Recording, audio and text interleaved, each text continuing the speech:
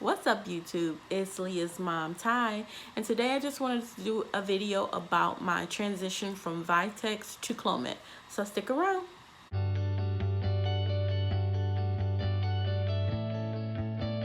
I recently stopped Vitex. I think a few months ago. I started to wean myself and I didn't have great results like I did last year.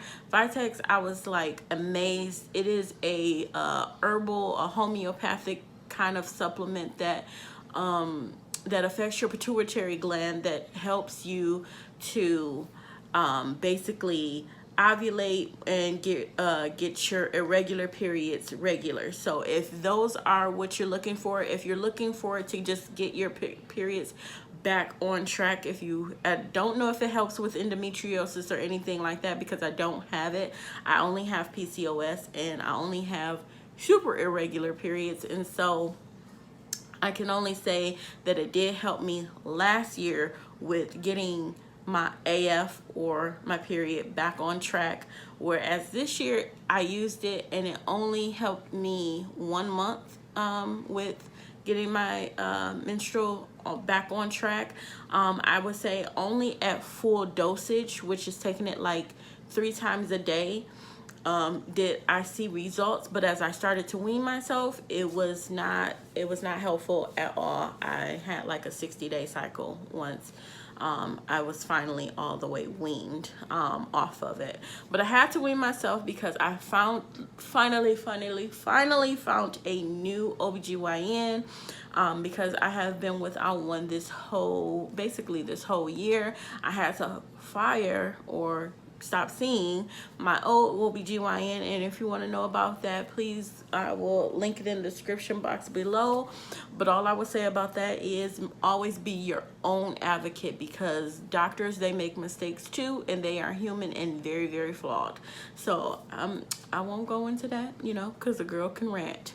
But I will just say that I think I found a really great doctor. She wanted me to start Clomid, and she wants to see me for 6 months because as I have already been trying to conceive. Well, I guess I should say that I am trying to conceive baby number 2.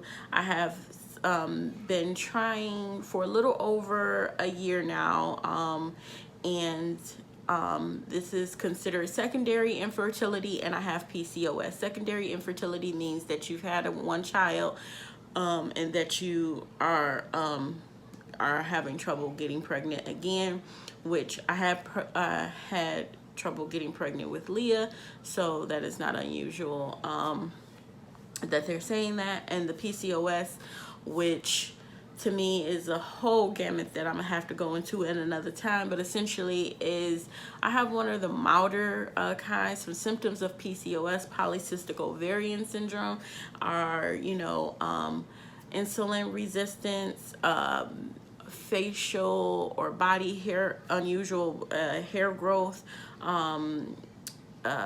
weight gain and hard time getting it off, and infertility. And most notable is the cysts on your ovaries, kind of why it's called polycystic ovarian syndrome. And so I have the cysts on my ovaries, and of course the weight gain is like super hard. Like, your girl could eat good and just be good, and I can look at a donut and gain like 90 pounds. And no lie, it's so serious.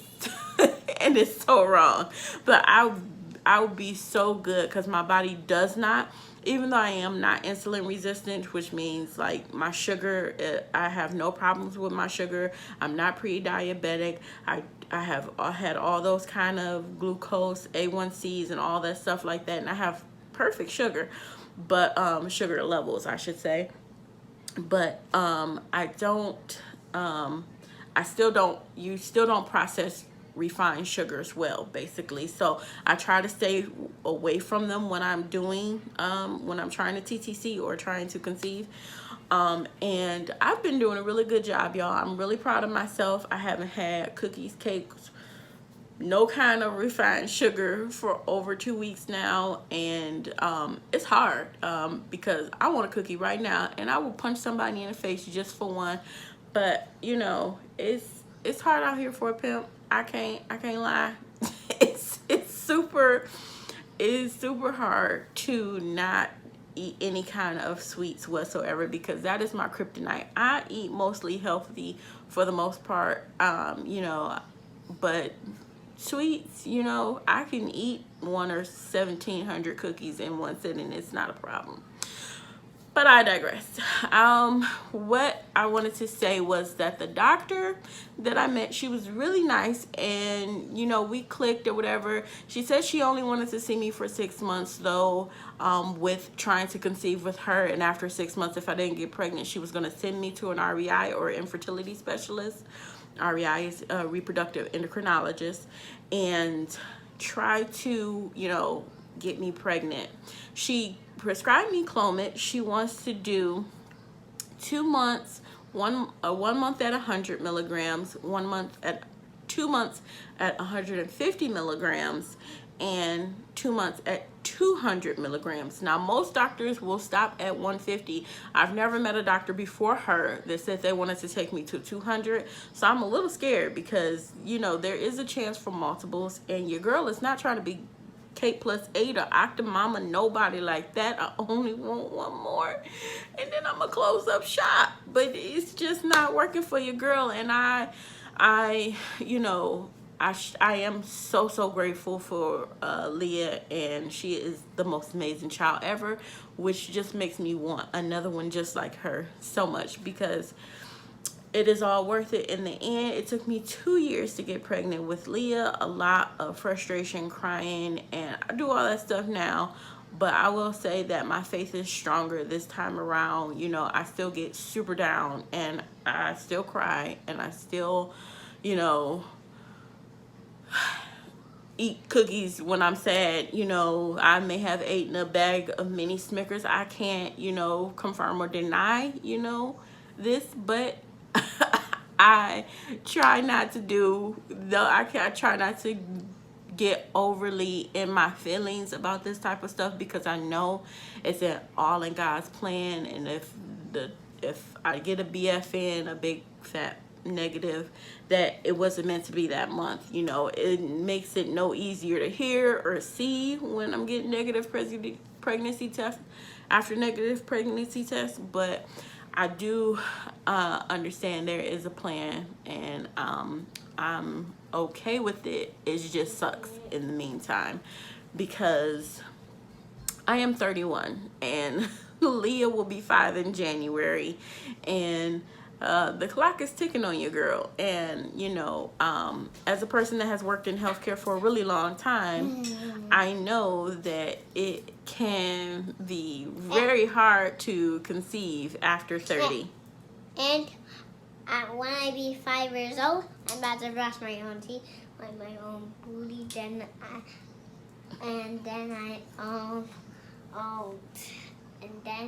I'll take a shower. Okay, thank you.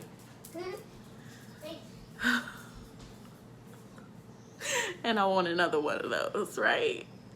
All right. Right.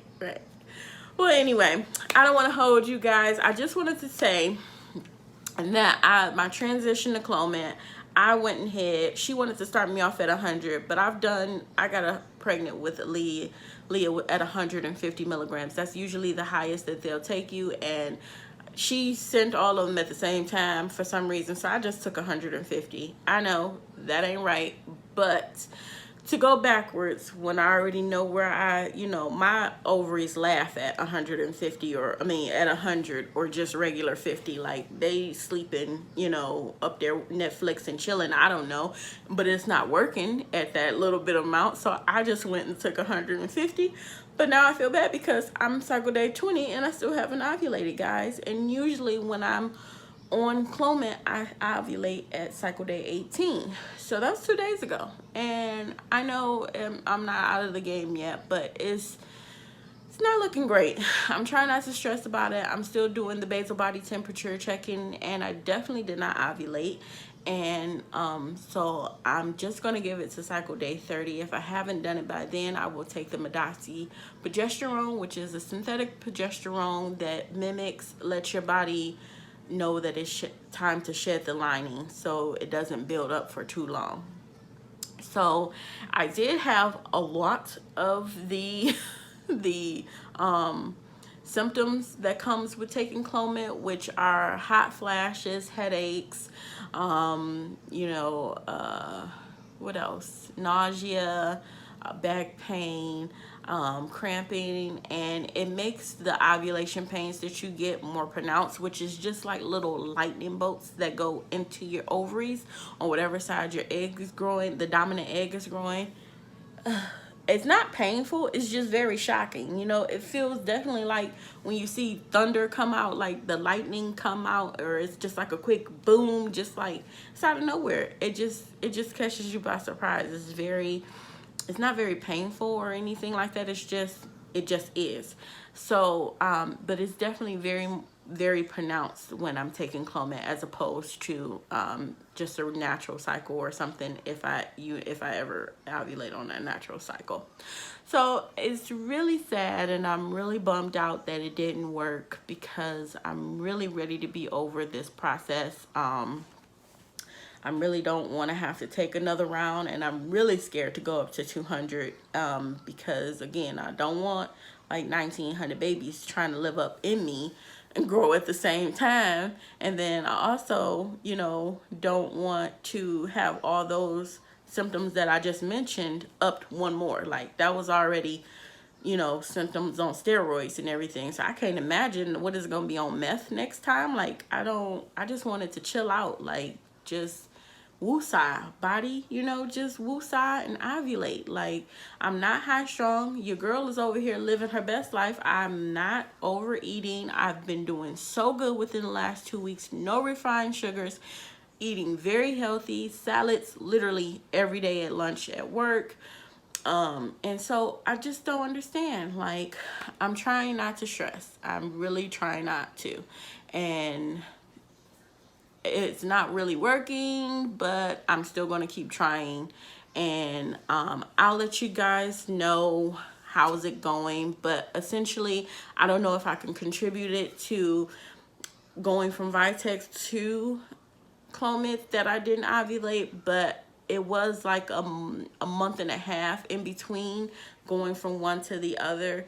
So, I am only going to take one more round of Clomid before I take a break, before we do the 200, because I will be going to Mexico in November, and it is a Zika zone, and I don't want that. But I went to the DR last year, Dominican Republic, and I never got bit. I was like dousing myself in off. I stank the whole time, but I didn't care. Like, not getting bit by a mosquito is more important than smelling good. But I was like off to the limit, okay? Coming out of the pool often, just like whatever I can do. So like, I wasn't too worried about it this time, and I can't stop living my life. I gotta make sure that I'm, being around my husband, being present for Leah, and just being me.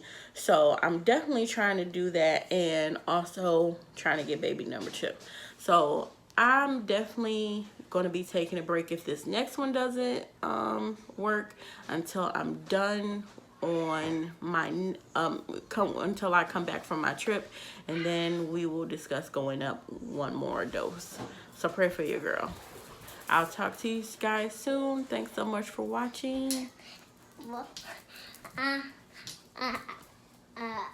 Talk to the people. What you gonna say? Thanks for watching our videos. I hope you subscribe.